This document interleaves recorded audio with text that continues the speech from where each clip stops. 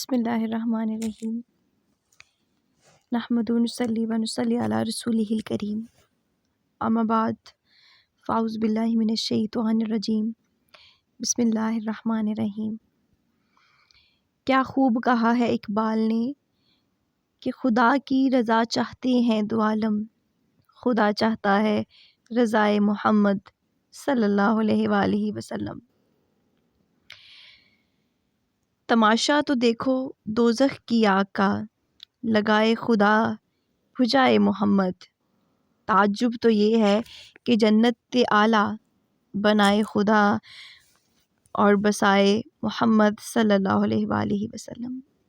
السلام علیکم every one, امید کرتی ہوں کہ آپ سب خیر و عافیت سے ہوں گے، اور میں آپ سب کو آپ کے اپنے چینل اسلامی دنیا میں خوش آمدید کہتی ہوں۔ اور آج ہم بات کریں گے قسم کے بارے میں کہ قسم ہمیں کس کی کھانی چاہیے۔ تو اس بارے میں احادیث سے ہمیں کیا سبق ملتا ہے یا حدیث ہمیں کس طرف رہنمائی کرتی ہیں۔ تو یہاں پر جو ہے وہ حدیث صحیح مسلم میں درج ہے،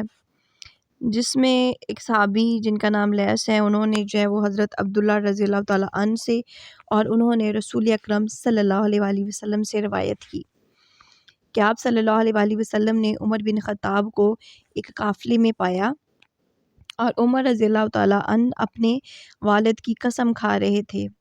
تو رسول اللہ صلی اللہ علیہ وآلہ وسلم نے انہیں پکار کر فرمایا، سن رکھو، بلا شبہ اللہ تمہیں منع کرتا ہے کہ تم اپنے آباء و اجداد کی قسم کھاؤ۔ جس نے قسم کھانی ہے وہ اللہ کی قسم کھائے یا خاموش رہے۔ اور اسی طرح ایک حدیث میں فرمایا گیا ہے کہ حضرت ابو ہریرہ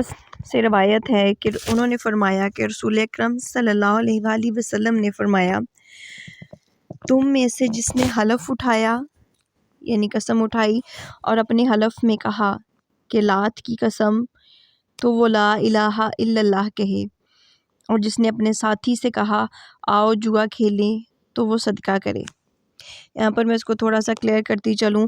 ان احادیث میں جو ہے وہ زمانہ جاہلیت کے بارے میں بھی بات کی گئی ہے کہ لوگ پہلے جو ہے وہ اپنے آباء و اجداد کی قسم کھاتے تھے، مینس کہ اپنے باپ کی، کہ مجھے اپنے باپ کی قسم یا مجھے اپنی ماں کی قسم۔ اس دور میں خیر ماں کی قسم تو نہیں اٹھائی جاتی تھی، کیونکہ عورت کو کوئی اعلیٰ مقام دیا ہی نہیں جاتا تھا،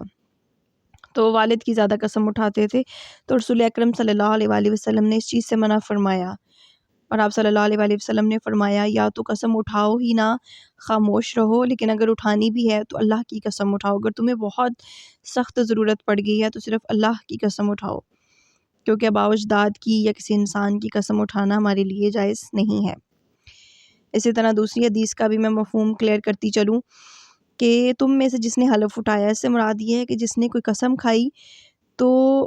مطلب وہ جو اپنے انہوں نے بت بنا رکھے تھے زمانہ جاہلیت میں، آپ کو پتہ ہے کہ مکہ مکرمہ میں انہوں نے سب سے اوپر جو ہے وہ سب سے بڑا جو ہے بت لگایا ہوا تھا، ان کے نام رکھے ہوئے تھے، انہی میں سے ایک بت جو ہے وہ لات ہے، تو وہ لات کی قسم اٹھاتے تھے۔ تو اللہ کے رسول نے فرمایا کہ جس نے حلف اٹھایا ہے یعنی کہا ہے کہ لات کی قسم، تو وہ لا الہ الا اللہ کہے کہ اللہ کے سوا کوئی معبود نہیں، اور جس نے کسی اپنے ساتھی سے کہا کہ آؤ جوا کھیلیں، آپ کو پتہ ہے کہ جوا کھیلنا بھی حرام ہے اور حرام کے کاموں میں آتا ہے، تو اللہ کے رسول نے فرمایا اگر کسی نے کچھ ایسا بھی کہا ہے تو اس پر بھی صدقہ جو ہے وہ واجب ہو گیا، تو وہ صدقہ ادا کرے تاکہ اس کا کفارہ ادا ہو جائے۔